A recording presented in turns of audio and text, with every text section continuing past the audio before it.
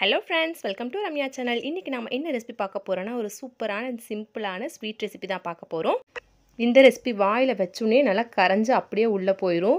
சூப்பரான ஹல்வா தான் பார்க்க போறோம். ஒரு துளி எண்ணெய், நெய் எதுவுமே நம்ம இதல சேர்த்த வேண்டியது இல்ல. ஆனா அட்டகாசமான சுவையில ஒரு சூப்பரான ஹல்வா ரெசிபி தான் நம்ம இன்னைக்கு பார்க்க போறோம். வாங்க வீடியோக்குள்ள போகலாம். ஃபர்ஸ்ட் டைம் பார்க்கறவங்களா இருந்தா மறக்காம நம்ம சேனலை சப்ஸ்கிரைப் பண்ணிக்கோங்க. இந்த ரெசிபி செய்யறதுக்கு நான் இந்த அளவுக்கு தேங்காய் ஒன்று எடுத்துருக்கேன். மீடியம் சைஸில் தேங்காய் எடுத்துருக்கேன். இதிலேருந்து நம்ம தேங்காய் பால் வந்து புழிஞ்சு எடுத்துக்கலாம். நான் வந்து 3 கப் அளவுக்கு இந்த மெஷரிங் கப்பில் 3 கப் அளவுக்கு தேங்காய் பால் எடுத்துருக்கேன். அந்த ஒரு தேங்காயிலேயே நல்லா திக்காக 3 கப் அளவுக்கு தேங்காய் பால் எடுத்து வச்சுருக்கேன். எந்த அளவுக்கு திக்காக எடுக்க முடியுமோ அந்த அளவுக்கு திக்காக பால் எடுத்துக்கோங்க. எந்த கப்பில் நீங்கள் தேங்காய் பால் எடுத்து வச்சிங்களோ அதே கப்பில் 3க்கு 1ங்கிற அளவுக்கு நம்ம வந்து அவல் சேர்த்துக்க போகிறோம். வெள்ளை அவல், சிவப்பு அவல் எது வேணாலும் நீங்கள் சேர்த்துக்கலாம். நான் வெள்ளை அவல் தான் சேர்த்துக்கிறேன். 1 கப் அவளுக்கு 3 கப் தேங்காய் பால், அதுதான் மெஷர்மெண்ட் கரெக்டாக இருக்கும். இப்போ இந்த அவலை வந்து நல்லா ஃபைனாக அரைச்சிட்டு வந்துக்கலாம். பவுடராக பாருங்கள், இந்த அளவுக்கு ஃபைனாக அரைச்சிக்கோங்க. இந்த ரெசிபி செய்யறதுக்கு ரொம்ப டைமெல்லாம் எடுக்காது. ஒரு 10 நிமிஷத்துலேருந்து 15 நிமிஷம் வரைக்கும் தான் ஆகும். இப்போ நம்ம எடுத்து வச்சுருக்க தேங்காய் பால் கூட இந்த அவல் பொடியை வந்து மிக்ஸ் பண்ணிக்க போகிறோம். ஃபுல்லாக போட்டு நல்லா கலக்கி விட்டுக்கோங்க. ஒரு கரண்டி வச்சு நல்லா கலக்கி விட்டுக்கோங்க. ஃபஸ்ட்டு பார்க்குறப்ப ரொம்ப தண்ணி மாதிரி தான் இருக்கும். கொஞ்சம் நேரம் 5 மினிட்ஸ் அப்படி மூடி வச்சிங்கன்னா அந்த அவல் எல்லா தேங்காய் பாலையும் நல்லா உறிஞ்சி கெட்டி ஆகிடும். இப்போ பாருங்கள், ரொம்ப லிக்விடாக இருக்க மாதிரி தான் இருக்கும் உங்களுக்கு. ஒரு 5 மினிட்ஸ் கழித்து பார்த்தீங்கன்னா அவல் ஃபுல்லாக அந்த தண்ணியை ஃபுல்லாக உறிஞ்சிடும், அப்படி கெட்டி ஆகிடும். இது ஒரு 5 மினிட்ஸுக்கு மூடி போட்டு நம்ம மூடி வச்சிடலாம். அது நல்லா ஊறட்டும். அதுக்குள்ளே இந்த ரெசிபிக்கு தேவையான பாகு வந்து நம்ம காய்ச்சி எடுத்துக்கலாம். ரொம்ப ஈஸியான ரெசிபி தான், வீட்டிலே நம்ம ட்ரை பண்ணலாம். குழந்தைகளுக்கும் செஞ்சு கொடுக்கலாம், ரொம்ப ஹெல்த்தியும் கூட. இப்போ மூடி போட்டு மூடி வச்சிடலாம். ஒரு 5 மினிட்ஸ் வெயிட் பண்ணலாம். இப்போ ஒரு கடாய் எடுத்துக்கோங்க. அதில் வெல்லம் ஆட் பண்ணிக்க போகிறேன். 1 கப் அளவுக்கு வெல்லம் ஆட் பண்ணிக்கோங்க. 1 கப் அவல் எடுத்தால் 1 கப் வெல்லம் ஆட் பண்ணிக்கோங்க. அதில் 2 கப் வந்து தண்ணி ஆட் பண்ணிக்கோங்க. அதே கப்பில் 2 கப் தண்ணி ஆட் பண்ணிக்கோங்க.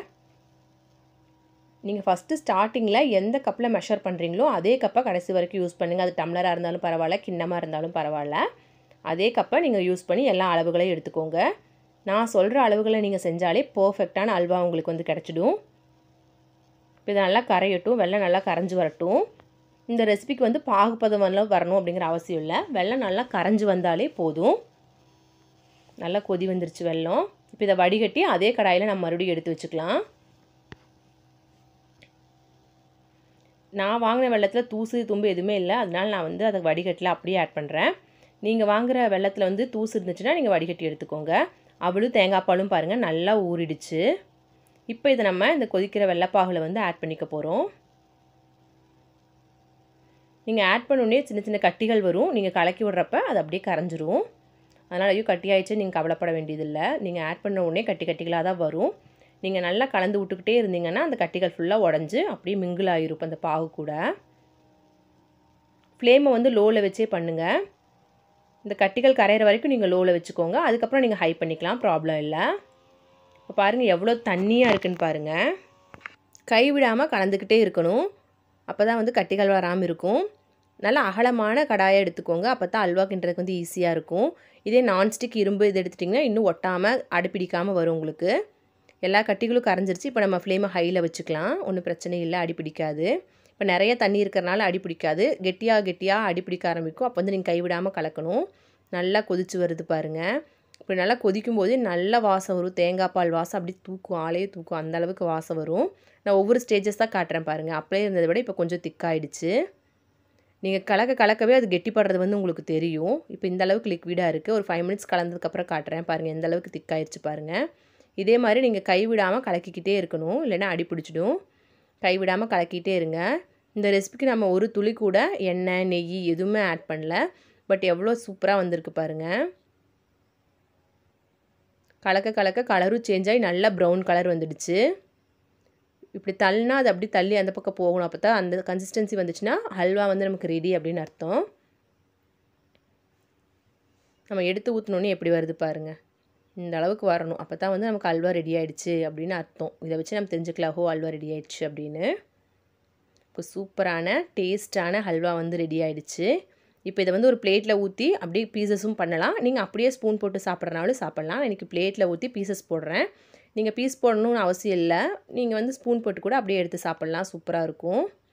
ஒரு பிளேட்டில் ஊற்றிட்டு நல்லா அப்படி ஷேக் பண்ணி விடுங்க. 2 தட்டு தட்டி விடுங்க. உள்ளே இருக்க ஏர் பபிள்ஸ் எல்லாம் அப்போ தான் செட் ஆகும்.